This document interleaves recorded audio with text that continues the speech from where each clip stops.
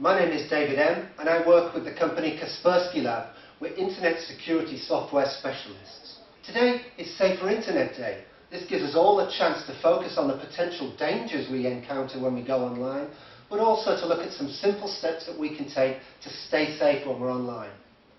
Well, what are the threats? Well, until a few years ago, the threat landscape was dominated by what we call cyber vandals, people who wrote viruses for kicks. All they were interested in was disrupting our activity. They weren't interested in anything beyond that. Unlike today's cyber criminals, who are very focused on making profits illegally from our online activity. How do they do that? Well, think about it. Every time we go online, every time we go to the bank, for example, every time we use a social networking site, every time we go to an auction site, every time we engage in any kind of online commerce, this means typing in some confidential information, a password, for example. Now, cyber criminals write malware.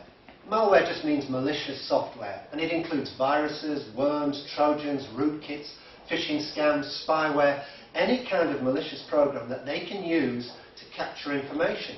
And that's what they're focused on, capturing your personal information and my personal information. Every time we type a password in, their program will capture that information and send it off to the hacker. And the hacker then can pretend to be us online. They can access our bank account. They can access our LinkedIn account. They can access our Facebook account. Any of our online activity can be captured by them and abused for their purposes. So they can steal our money, for example. Or they can misuse our computer and use it to attack other people on the web. Or they can use it to launch spam on other people on the internet without our knowing. It's a silent threat. We don't see what's installed. So, if that's the nature of the threat, how do we get infected? How are we exposed? Well, you could be exposed in any number of ways. It could be that you do email, for example, like most of us do these days. Emails quite often come with attachments, and the attachment could be a malicious program. So if it's come from somebody you don't know, be very suspicious about that. But these days, it's much more likely to be a link. And the link, if you click on it, could take you to a fake website. Looks like the bank site, but it isn't the bank site. It's run by a cyber criminal, and the cyber criminal's program gets installed, and from then on, you're owned by the cyber criminal. Anything you do can be captured and sent off to the hacker, and they control your information, control your bank account, control anything that you access online. It could be an instant message that you receive. It could be, for example, that you use Twitter, and you click on a link in Twitter, and that takes you to a fake website, or takes you to some site where a program installs silently. It could be that you go onto Facebook, or MySpace, or LinkedIn, or any of the social networking sites. Now remember, we all want to go to those sites to share information, to meet people, to keep in touch with people we already know. And the danger is that you share too much information.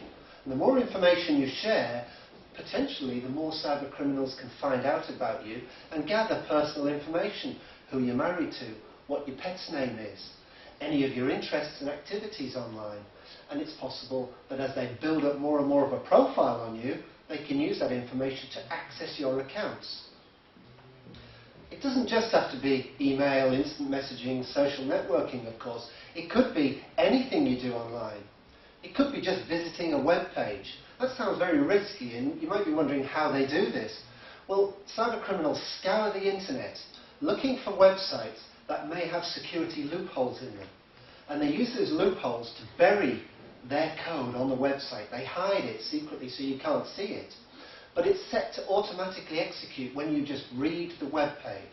So when you go as an innocent viewer of that web page, just an innocent visitor, that code automatically executes, and if your system is not patched, potentially it can then execute, install itself on your computer, and they control your computer from that point on. So if that's the nature of the threat, what can you do about it? Because it's not all doom and gloom. You can follow some simple steps and you can stay safe online. First of all, make sure that you install internet security software on your system. Make sure that you keep it up to date as well. In addition to that, make sure you set Windows to automatically update itself, so those security patches you don't have to worry about them, they get installed automatically.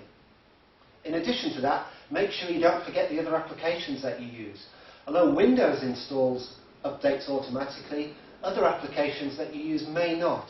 So make sure that if you're using Adobe Reader, for example, or make sure any other application you're using, you update it, you have the latest version, and it's secure. In addition to that, remember that your data may be exposed. You may have important files on your system, documents, photographs, and so on. If you lose any of those, where would you be without them? So back up that data regularly. Make sure it's backed up to USB, make sure it's backed up to CD or DVD. Now, in addition to that, just be very careful about sharing information online. It's not just clicking on email attachments or following links. It's also the information you share with people on social networking sites. Don't just assume that somebody is who they say they are. And if you're on an untrusted site, or if you receive an email or an instant message from somebody and you don't know them, just be very, very careful. In fact, it pays to be very careful whoever you're dealing with online. In addition to that, it's not just you need to keep safe, it's also your children. You've got to keep them safe. That means installing parental control software on the system, not so you can spy on your children, just so that you can keep them safe.